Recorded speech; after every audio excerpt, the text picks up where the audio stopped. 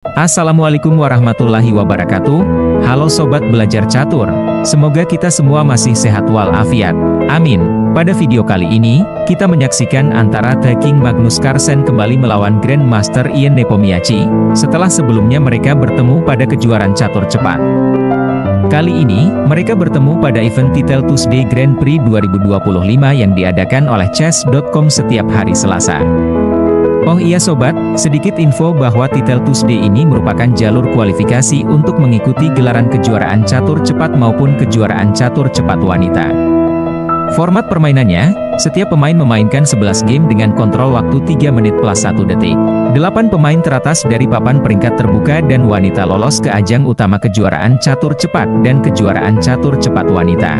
3 pemain teratas pada papan peringkat terbuka dan wanita tahun lalu adalah Ian Magnus Carlsen, Hikaru Nakamura, Jeff Verisiong, Alexandra Goryachkina, Alessandra Kosteniuk, dan Impolina Shuvalova. Yuk, kita saksikan bagaimana cara King Magnus memegang buah hitam membalikkan keadaan setelah Ian Nepo blunder pada langkah ke-22. Nepo bidak putih memulai pion E4, Magnus pion G6 modern defense, pion D4 mengontrol pusat, pion D6, kuda C3, bishop G7. Nepo juga mengembangkan gajah ke E3. Magnus pion A6 mengontrol petak D5, kuda ke F3, kuda F6 beralih ke pirt defense.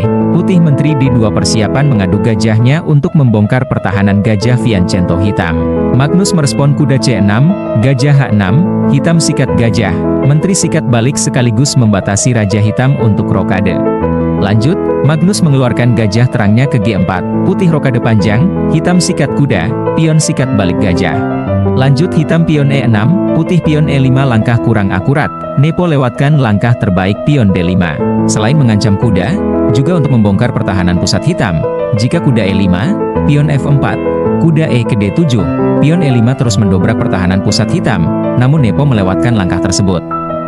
Kembali ke posisi ini, setelah pion E5, Magnus merespon sikat pion sikat balik, kuda D7, putih kuda E4, menteri hitam E7 melepas pin dari benteng putih dan persiapan rokade panjang, pion F4, raja rokade, bishop G2, kuda B6, pion A3, kuda D4, raja B1, kuda F5, menteri H3, kuda D5.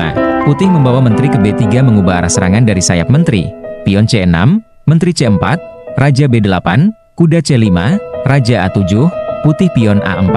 Apa respon Magnus setelah Ian Nepo blunder A4? Betul sobat, langkah taktis pion B5 ancam menteri, putih sikat pion, hitam sikat balik, menteri putih B3, menteri hitam sikat kuda dan memenangkan materi. Lanjut gajah terang sikat kuda, benteng sikat balik gajah, putih benteng D3, Magnus mengadu menteri ke C4, menteri putih A3, pion B4, menteri A4, hitam sikat benteng, pion sikat balik, menteri sikat benteng skak, raja A1, menteri hitam B5, putih menteri ke C2, pion B3, menteri C7 skak, raja A8, benteng D1, menteri A4 skak, raja B1, menteri E4 skak, raja belaik ke A1, Magnus keluarkan benteng ke B8 untuk menjaga pion.